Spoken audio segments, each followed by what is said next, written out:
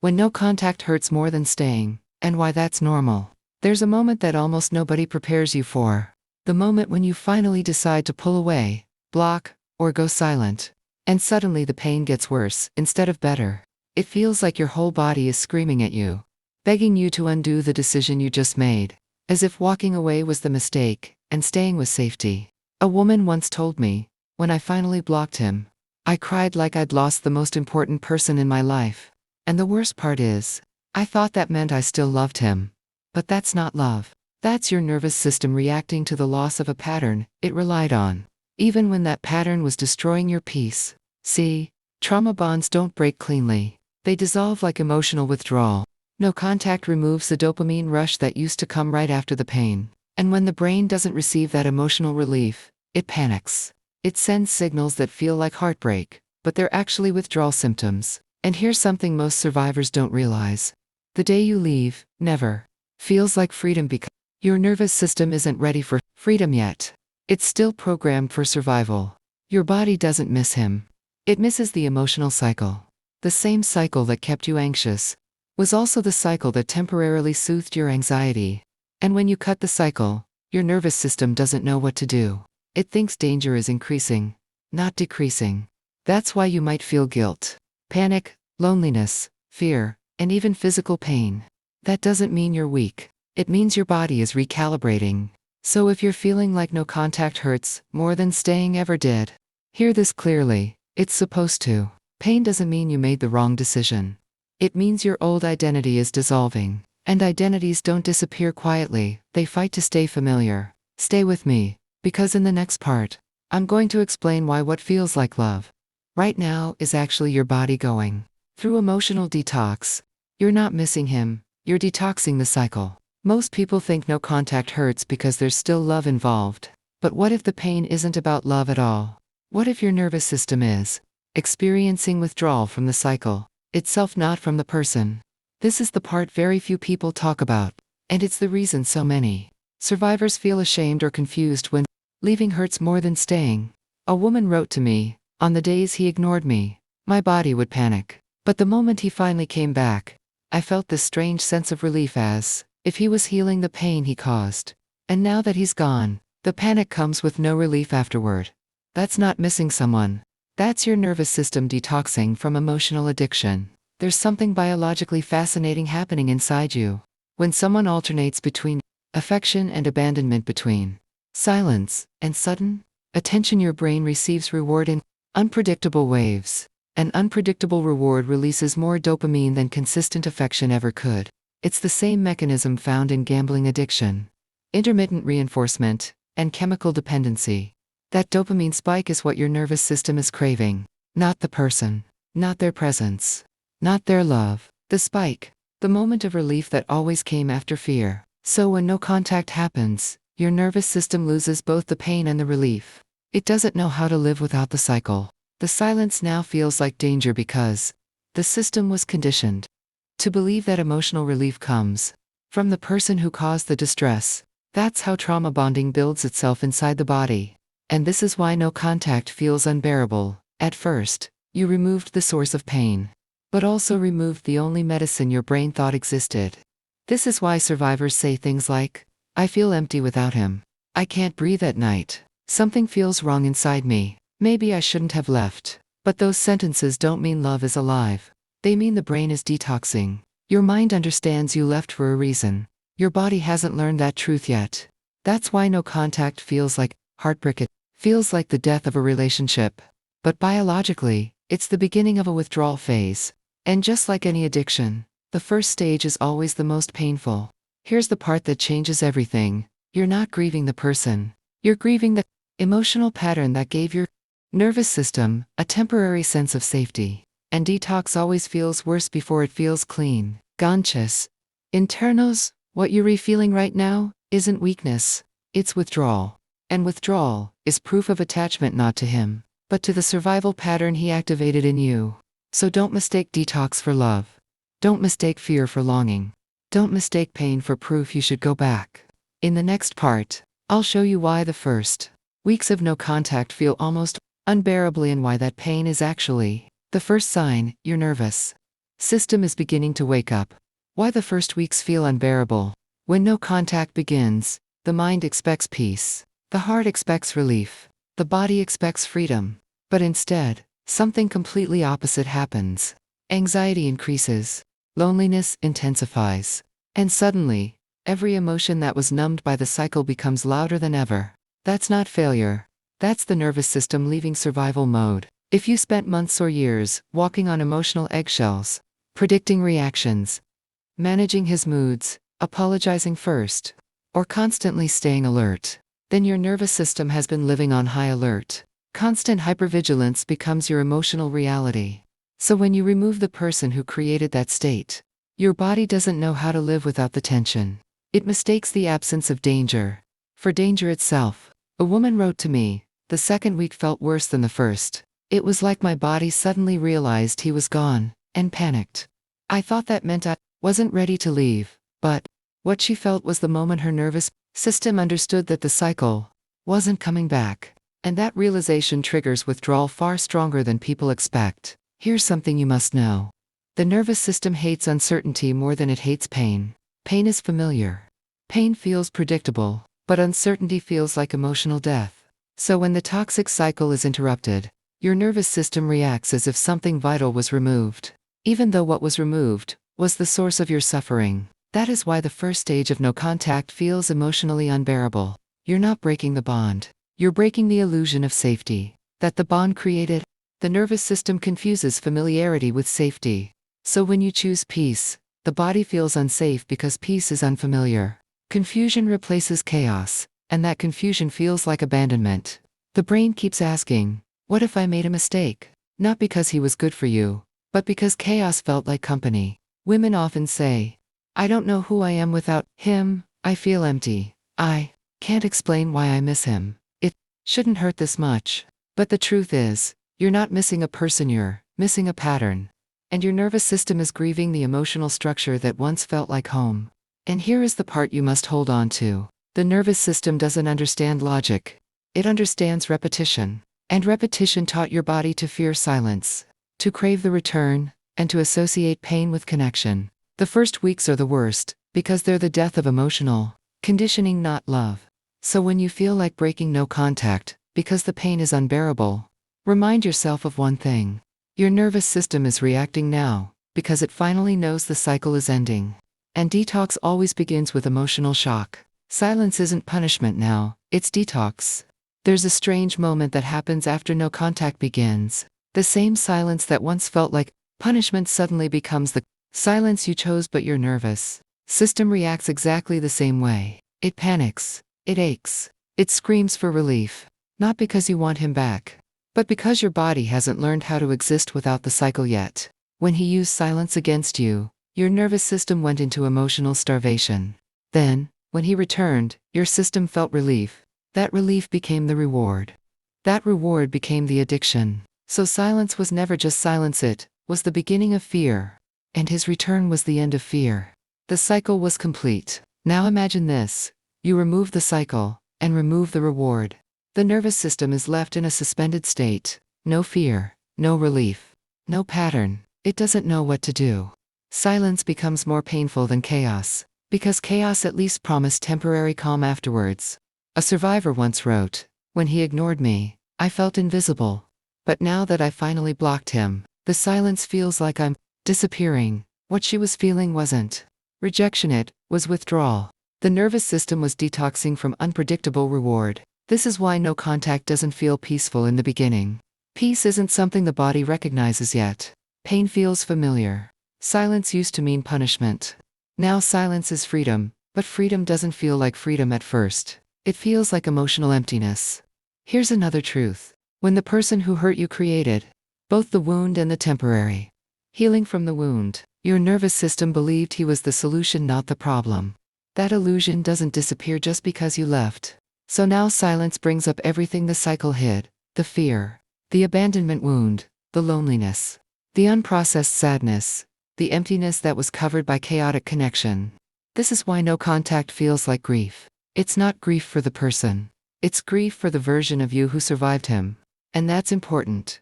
The silence you chose is detox, not loss. The pain you feel is not proof that you shouldn't have left, it's proof that your body is releasing emotional dependency. Think of it like this. If someone removes a drug, the body shakes. If someone removes chaos, the nervous system shakes. Withdrawal doesn't mean the drug was good. It means the body didn't know how to live without it. And here is the internal turning point. Silence doesn't stay painful. Silence eventually becomes space. Space becomes clarity. And clarity becomes the beginning of peace. But before peace comes, something else. The moment your nervous system begs you to go back, even when your mind knows better, that moment is coming soon. The moment you almost go back. Almost everyone who goes no contact experiences a moment where the pain rises so sharply that returning feels like the only way to breathe again. This moment isn't weakness. It's biology. The trauma bond fights for survival, because the trauma bond believes survival depends on the bond. A woman wrote to me, I promised myself I wouldn't message him. But one night, the pain was so heavy. I just needed him to answer. I didn't want him back, just needed the panic to stop. That's the exact moment trauma bonding reveals itself. You weren't craving the person. You were craving relief from emotional withdrawal, and your brain believed he was the only source of that relief. Here's something essential. The nervous system doesn't understand that the pain is ending. It only understands that the pattern is missing. So it tries to return to the last known emotional safety even if that safety was false. That's why trauma bonds feel stronger during no contact than during the relationship itself. When the body feels danger, it calls the familiar rescuer, even if the rescuer caused the danger in the first place. This is why survivors say, I know he's toxic, but my body wants him anyway. The nervous system isn't choosing a coping mechanism. This is also why logical advice doesn't help during this stage. People say, just don't text him. But your nervous system isn't operating from logic. It's operating from fear, memory, and chemical expectation. When panic spikes, logic disappears. The body wants immediate relief. And here's the painful truth. The moment you almost go back is often the moment you are closest to breaking the addiction. But the addiction convinces you that breaking it will destroy you. That's what addiction always does. Convinces you that life without it is impossible. But listen carefully. Wanting to go back doesn't mean you should. Missing him doesn't mean love. Panic doesn't mean he was right. Pain doesn't mean you made a mistake. Pain means your nervous system is detoxing. Panic means your emotional programming is collapsing. Missing him means the cycle isn't finished inside the body yet. This is the moment nearly everyone confuses as failure. But it's actually the moment the bond begins to loosen. The nervous system is screaming because it senses that, for the first time, the cycle is truly ending. And that's when the most powerful shift begins. Your body starts slowly listening to your mind instead of your wound. But there's another step coming. And that's the moment your nervous system begins trusting you more than it trusted him. When your body finally starts listening to you, there's a moment in the no contact process that almost no one recognizes while it's happening. It doesn't arrive with confidence or certainty. It arrives quietly, through the smallest shifts inside your behavior. You don't suddenly feel strong, you simply stop reacting the way you used to. And that change is more powerful than any dramatic goodbye could ever be. A woman wrote something deeply revealing. One day I realized I didn't rush to check my phone after work. I wasn't waiting for him to come back. I wasn't rehearsing what to say if he did. I didn't even notice when it happened, it just stopped being automatic. That's exactly how healing begins. Not loudly, not suddenly, but subtly, through micro moments of emotional pause. This stage isn't about being over him, it's about your nervous system slowly re-encoding safety without him. The survival response that used to activate whenever he disappeared begins to deactivate. And instead of waiting for his return, your body begins turning inward for regulation.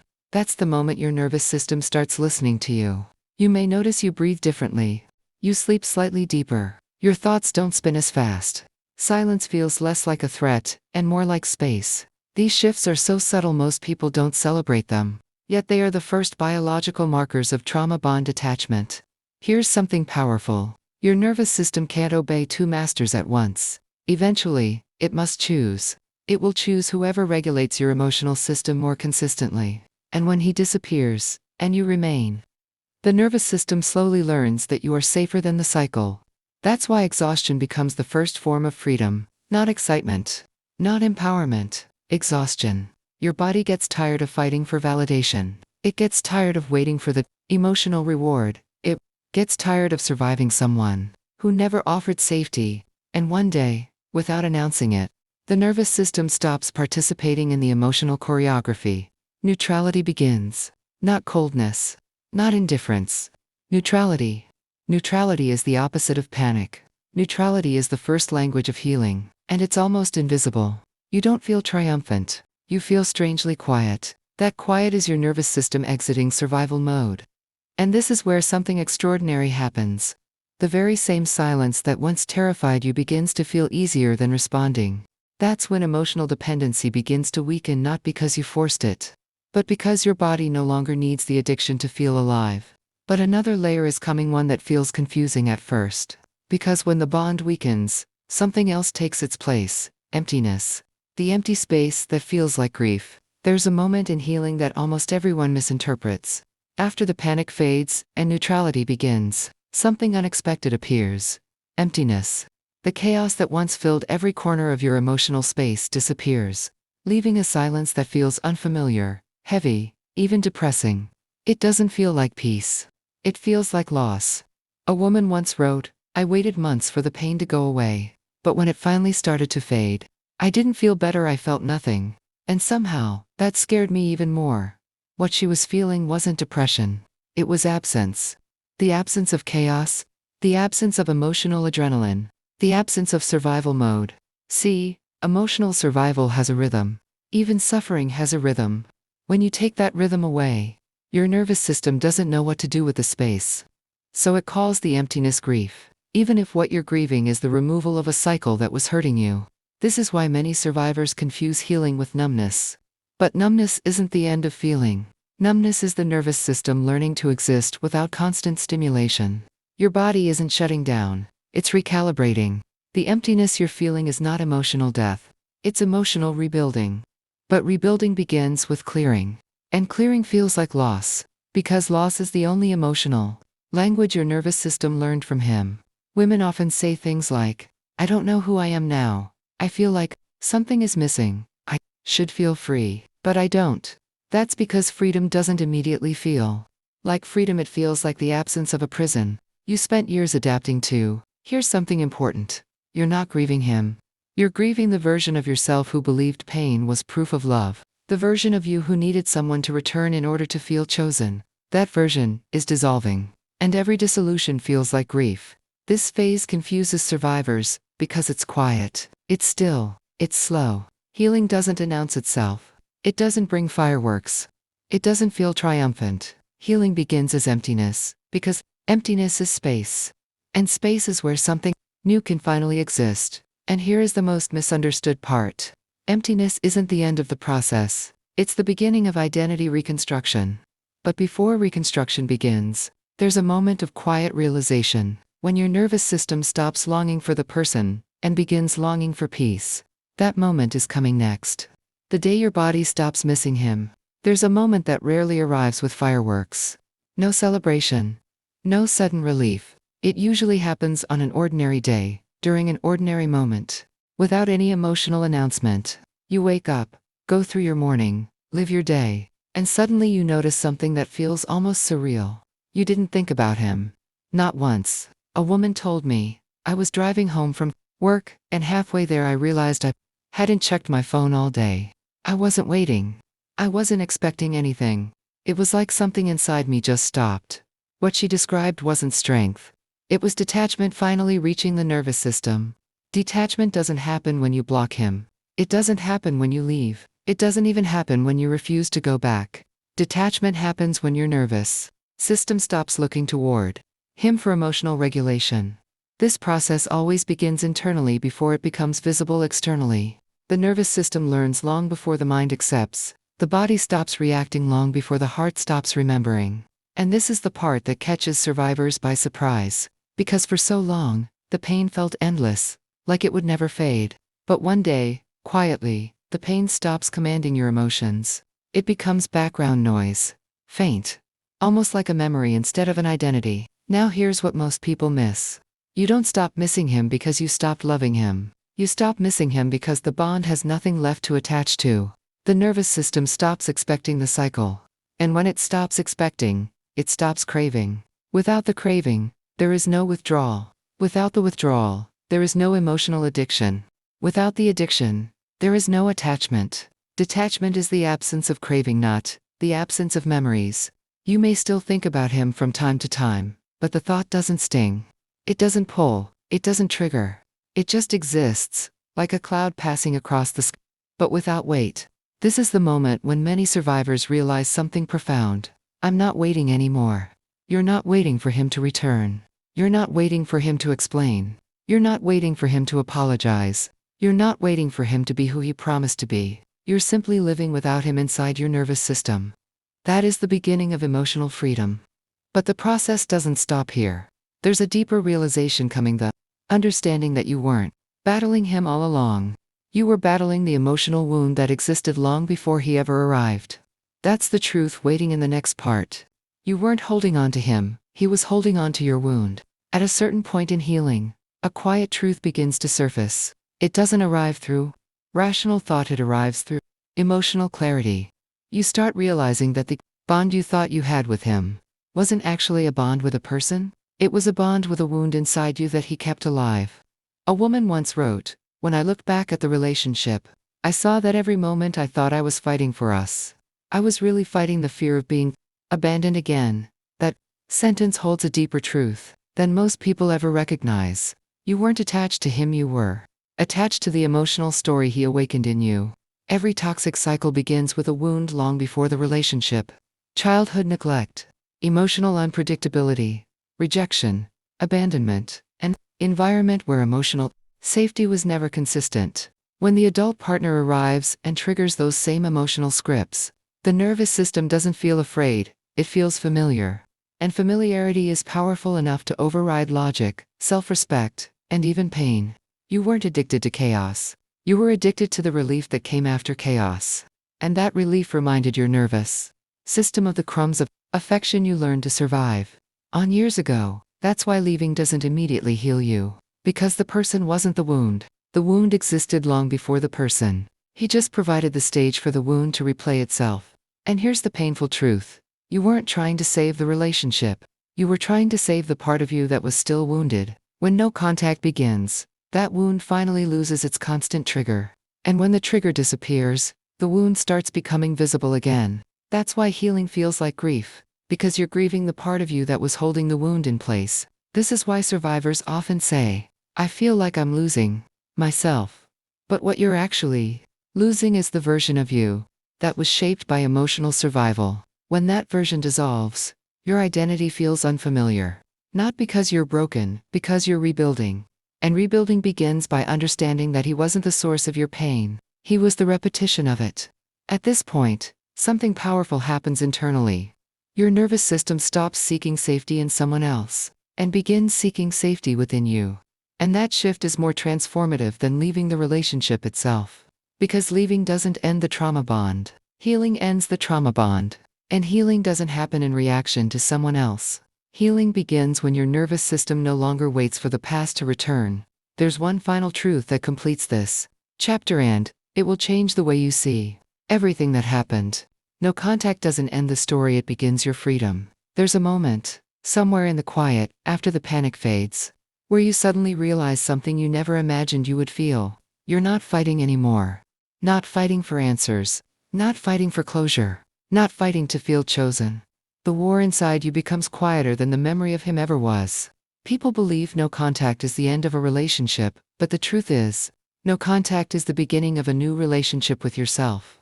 Because when the person who once controlled your emotional weather no longer exists inside your nervous system, your identity finally has space to breathe in its own air. This is why healing doesn't feel powerful right away.